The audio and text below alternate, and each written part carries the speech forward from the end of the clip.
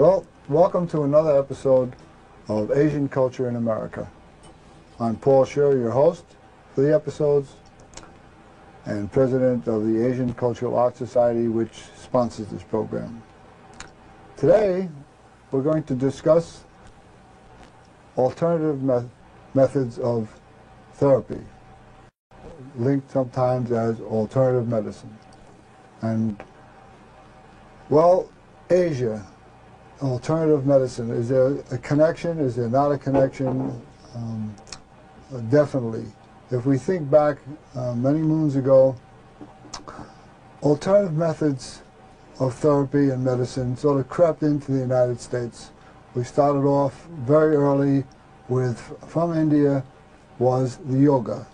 And people started to look at yoga not as an exercise, but as a means of achieving better health. From that came the breathing exercises and eventually meditation.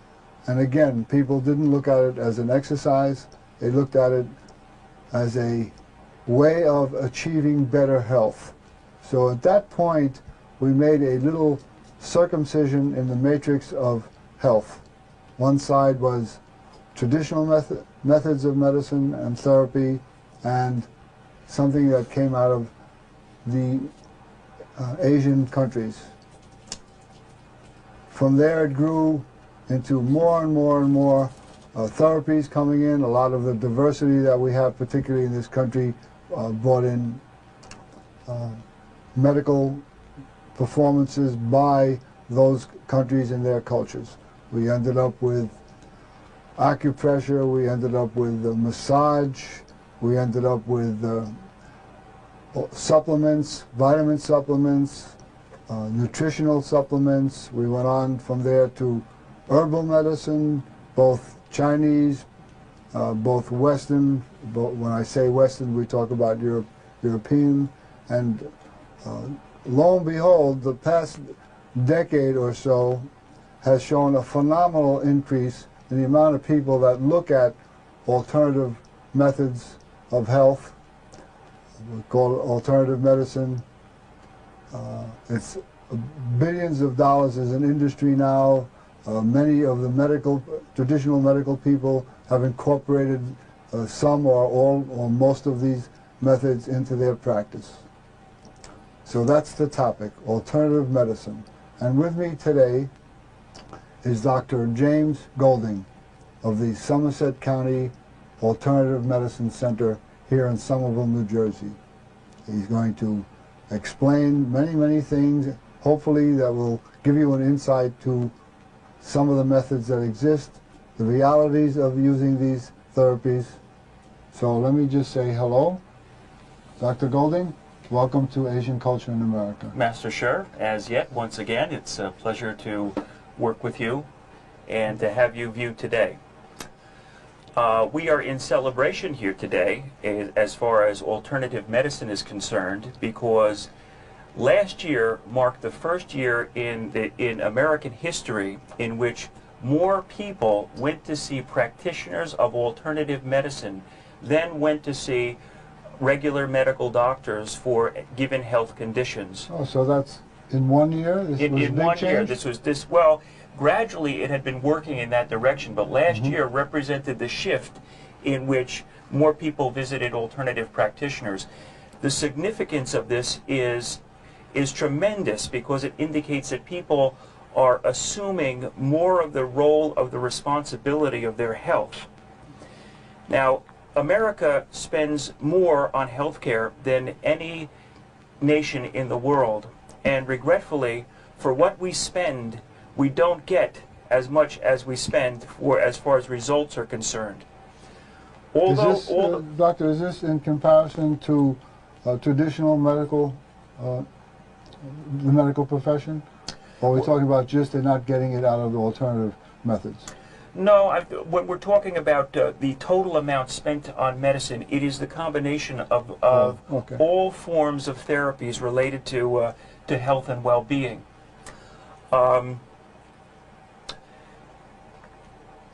What's happened is that we have made tremendous advancements in modern medicine. You see how we can bring premature babies into life that have been born very, very young, or the miracles of traumatic surgery and all of these microsurgeries that have come along. We've made tremendous advancements.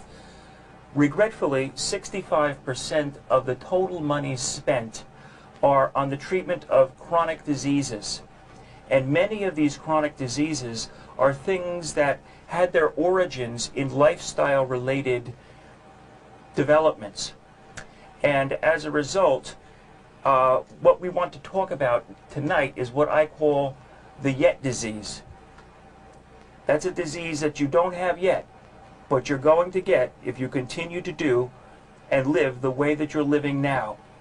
So what we're attempting to do is treat the yet disease and educate you on some functional things that you can do in your life. Don't we consider holistic medicine, okay, to be just that, to work with your entire lifestyle, the way you eat, the way you exercise, the things that you take into your stomach or into your mouth?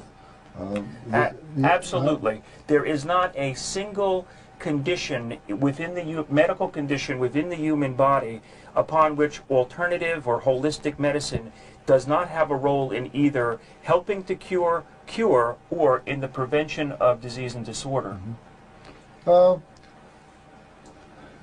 I mentioned in my little soliloquy, right, that we talk about Asian culture coming into the health field an early stage.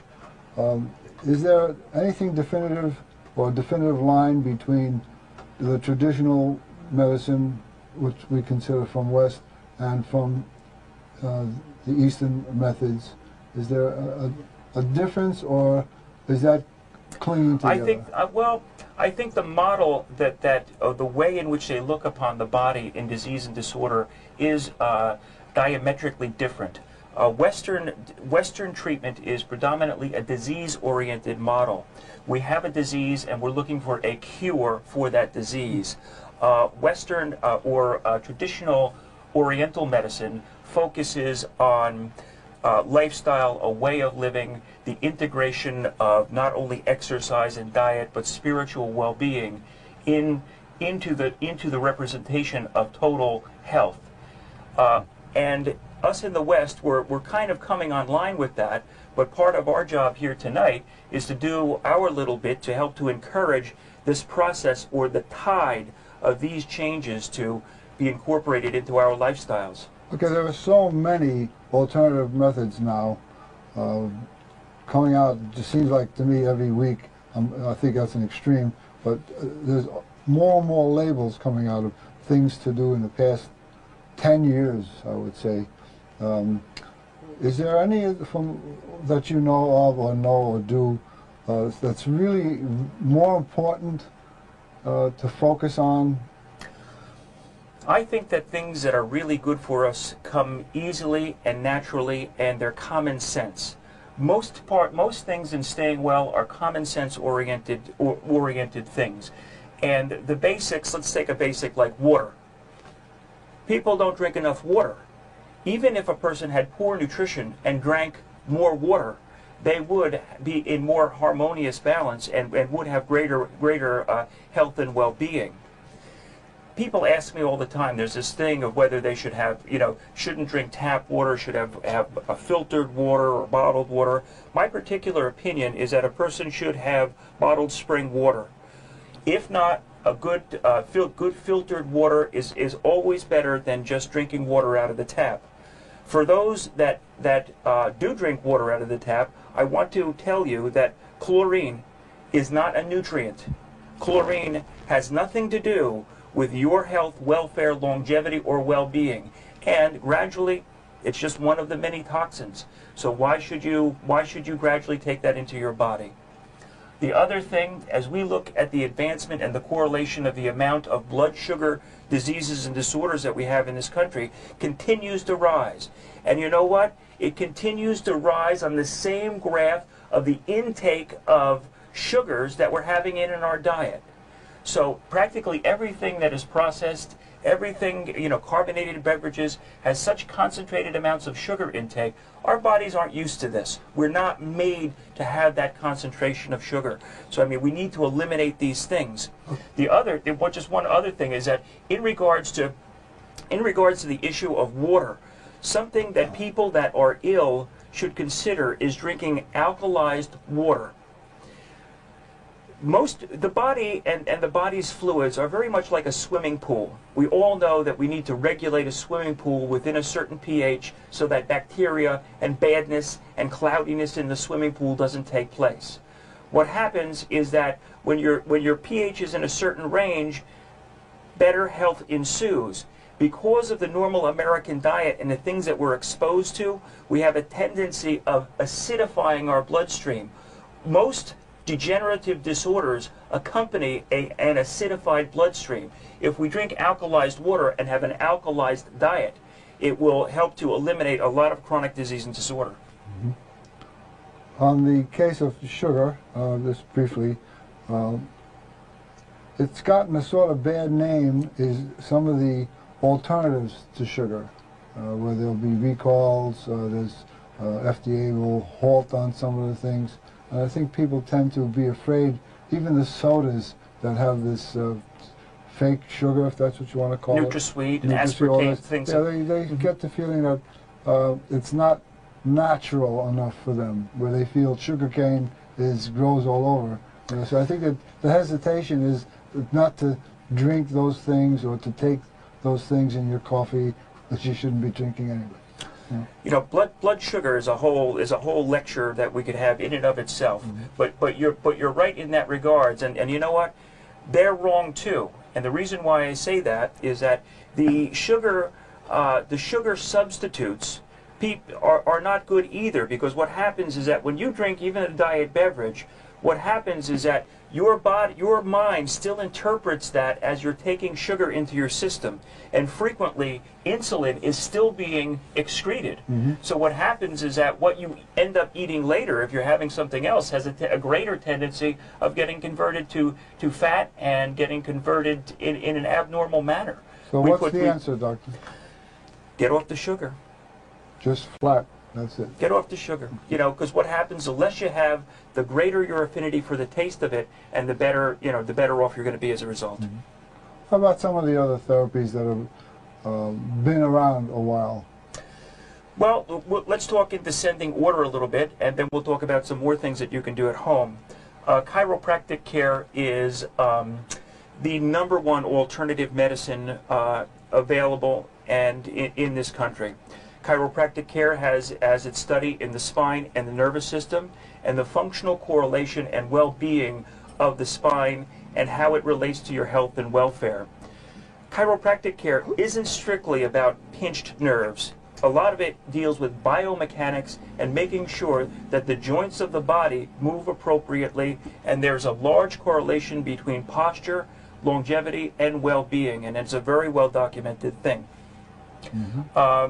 The secondary and #1 growing alternative medicine is traditional Chinese medicine with the inclusion of acupuncture. Acupuncture, as we've shown in shows before, is a tool of balance and is effective in the treatment of many diseases and disorders. Acupuncture is on fire in this country right now, and people are really starting to utilize this technique more and more. It's natural. It's has no side effects to it. It is very, very relaxing, and it does not hurt. And the #1 reason why people don't get the acupuncture is because of fear that they don't like needles or it's going to hurt, and it's really not like that at all. That's true. You know. Yeah, I know I've had from you and others. You don't feel it. Yeah. Not at all. Some other things that are very popular nowadays, it appears that biomagnetism is a very popular thing being integrated into people's lives, and it works. Magnetism helps the body, and it helps it to work and function better. Magnets applied to joints that are painful or organ systems, in and around organ systems that are bad, helps to increase the fluid flow and circulation in and out of that areas and the nutrients in and out of that area. keep in mind that it is a passive system of healthcare, and you shouldn't it shouldn't be overstated, the claims of what's going on. Yeah, one of them, I could ask you very briefly, is they have out now many things with magnets in it to sit on and do everything, and they have, for instance, pick one was a blanket which has lots of small disc magnets in it in a certain pattern that you put on. I'm not comfortable with that, and I'm wondering, do you have any experience or have any comments on that kind of thing? I'm not so sure whether I believe that sleeping on magnetic blankets or magnetic comforters is all that good for health and welfare. I can see the spot application of magnetic therapy on a region. It's just like I personally would not buy a home that would be right next to high tension wires. And for that same reason, I wouldn't be lying on a blanket that, is possibly causing an altered disruption of my biomagnetic field in a non-specific manner.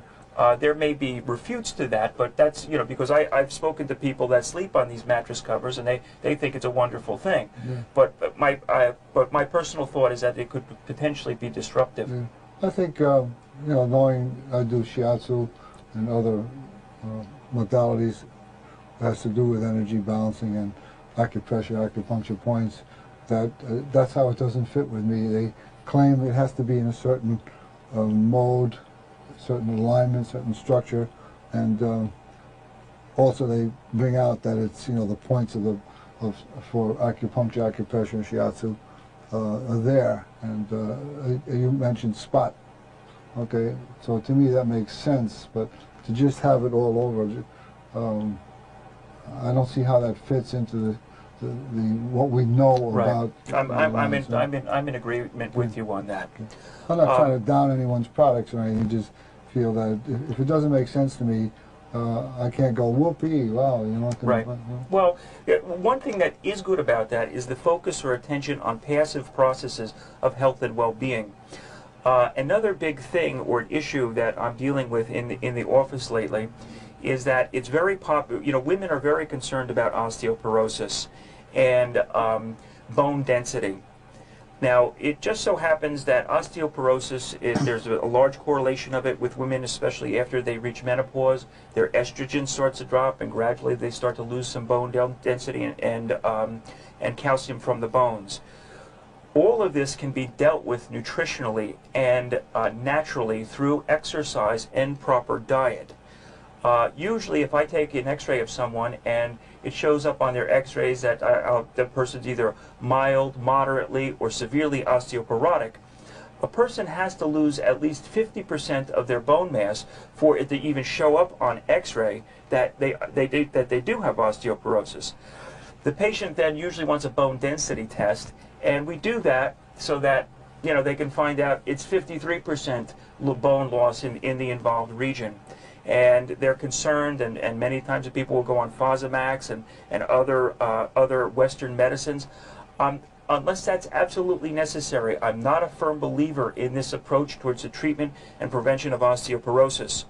What I do recommend for a lot of women out there, it's not the fact that they're not getting enough calcium in their diet. The problem is that you're not metabolizing the calcium that you're taking in, because calcium is in many foods appropriately. And what my recommendation is that you get something called a hair analysis done. A hair analysis is an analysis by which we take about a tablespoon of hair from the base of your head and neck, at the nape of the neck. This is sent to a laboratory upon which they burn it in what's called a mass absorption spectrophotometer. This gives us an array of the minerals that have been in your diet over the length of that hair. Also, what it does is it measures all of the toxic mineral accumulation that you've had over the course of your lifetime. This is a very, very important nutritional indicator, because the ratio between certain minerals gives us an indication of what type of calcium is favorable for you to take nutritionally. You could be doing all of the things that you think or read about that are right, but it may not be right for you, because it's not only a matter of having good nutrition, which we are much more aware of now than we've been in quite some time. The secondary thing is, what can you absorb? What is your body taking in, even out of that good nutrition? So what we need to do is find out whether there's some impedance towards the absorption of some of the nutrients that you're taking in, and making sure that you're getting it in the form that is necessary for you. I'll just interject for a minute, since this is something I do. Okay, one of my teachers, Dr. Yang Jwing-Ming, sort of rather famous. He's up in Boston area. Teaches Tai Chi, Qigong, Chinese Kung Fu martial arts, and his research has brought him to the findings that people that regularly do something like Tai Chi or any other Qigong kind of application have better bone density than someone that doesn't. And his correlation, what I thought was interesting, his correlations to people that climb mountains on a fairly regular basis, that they also have an increase in bone density compared to people that don't do these types of exercise. As for instance, like aerobics or anything, it doesn't do anything for the bone density. And the correlation between doing something like Tai Chi, slow moving, and that people that climb is, when you climb a mountain, you don't go dit, dit, dit, dit, dit. It's the same as if you're doing Tai Chi. 1 foot, 1 hand, 1 foot. And they said the slowness of this, according to traditional Chinese medicine, is that the qi that flows through your body, also through the bone marrow, it takes time for it to do its job. So if you do all this fast pumping exercise kind of thing, it doesn't have time to do its job. Right. Okay, it flows through, but nothing's happening. And by the time you stop your fast exercise, nothing's happened.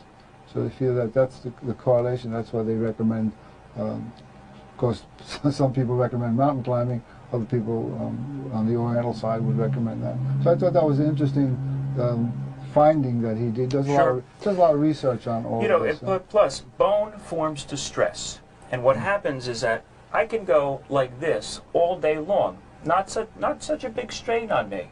Like this, in about a minute, I'll start to shake. And the reason for that is that the stress dealing with given areas. So frequently the slower moving things, even though they appear to be passive, have a lot more physiological effects. Plus, it aids in better functioning of the body.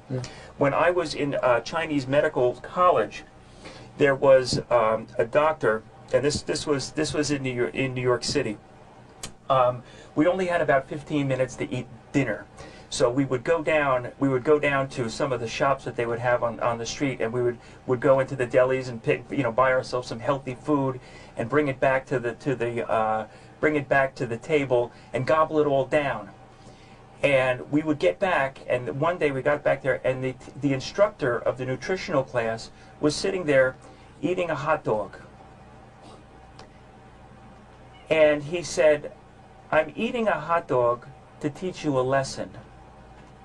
And the lesson is this: it's better to eat a hot dog in peace than it is to gobble all that good food in 15 minutes.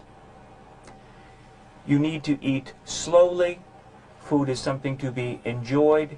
And if you enjoy and eat food slowly, I tell this to patients that I'm working with that need to reduce weight. Do you think there's any less flavor in a portion of food this big than there is in a portion of food this big? There is not any reduction of flavor. People tell me, oh, I just love to eat. Well, if you love to eat this much food slowly, in a calm, peaceful manner. You will get added digestion, eliminating a whole host of diseases and disorders, and you're going to have a nice sense of fulfillment. It's when we get over hungry and gobble our food down and clean our plate, the way our mother told us to, that gets us in trouble, because we are living in a land of abundance. We're not going to run out of food anytime soon. You are not going to go hungry tomorrow. It ain't going to happen. So don't worry about putting on your hibernation coat for the winter. No need to have it happen. That's one of the concepts or precepts of macrobiotic diets, is that you chew like 67 times and everything is That's a heck ordered. of a lot of chewing, Master Well, if you Shark. only have like one piece of candy, you can make it. But that's very important to them that you chew a lot. Maybe has to We'll do have to with hook up a little chew counter on the. There you go. Yeah. What else we have? We have Well, there's so a much. few other things that I wanted to touch on tonight that I think would be a good aid at home. Is one, I want everybody to go out and buy and purchase what's called the negative ion generator. These devices, they run about $35, $40. What it does is it changes the ions concentration in the air. By changing the ion concentration in the air, it pulls particulate matter out of the air and cleanses the air, and also energizes and invigorates the air to allow for maximal oxygen uptake. And people know that this is true. And the reason for that is that people will always say, "Oh, I feel so good while I'm walking, along the surf. I feel so good when I'm standing near that waterfall." And why? It's because the negative ion concentration in the air is very, very dense, and this has tremendous health qualities to it. The other thing that you can't see them, but overhead in this room is lights called Vitalights. We're coming up on a period of time that it's going to get dark early, and as a result, we're not going to get as much light as we would normally get over the summer.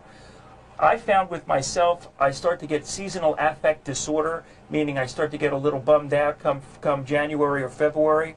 And the reason for that is that we're not getting the light that we need to stimulate as much of our body's requirements.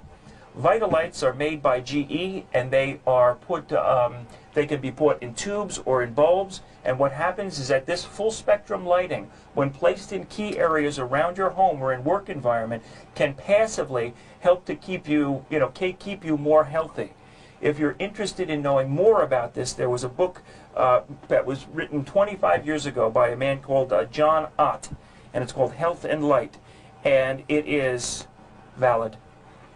Doc, we're going to the closing minute or so of our show, and that happened quick. Yeah, yes, well, there's, this is alternative medicine is not a topic for discussion over the telephone. You know, you mean we couldn't sum it up? We couldn't. You couldn't sum it up, no matter how much you knew, how knowledgeable you were, and how knowledgeable I am. It's just overwhelming, and it's getting more and more complex, okay, or congested, I think is a good word, by having so many more apparatus being built, labels for different things. We have Reiki, and we have Feng Shui. We have so much to do with our health, our lifestyle, that makes it very difficult. So I want to ask you to take a few seconds or so. I want you to sum up something to the audience. How should they start? What is a good way to get involved in that? Do you think if we have a high box office rating for this particular show that maybe we'll have a part 2? Would that be? And 3 and 4 and 5 and 6. Okay? That would be great. I guess I'm putting it. What we would like for you to walk away with tonight is the empowerment of the fact that there is an undercurrent or revolution in realizing that you can take your health, longevity, and well-being and take control of it. And if you moderate your lifestyle, I'm not talking about eliminating all of the things that you like in life, because we can do things, but you need to moderate your excesses in life so that you have longevity and freedom of disease later on in life. Well, thank you again. And yes, I think we should do a 2nd, 3rd, 4th, 5th, and 6th, because as long as the mouth can keep moving. And I want to thank all of you out there watching the show, that I hope you get something from this. It's a topic that's beyond belief and beyond time. So again, I'm Paul Scher, the host, I'm the producer, and this is Dr. James Golding, who has been on many of my shows, and will probably continue just this topic itself. Again, thank you, and hope this helps.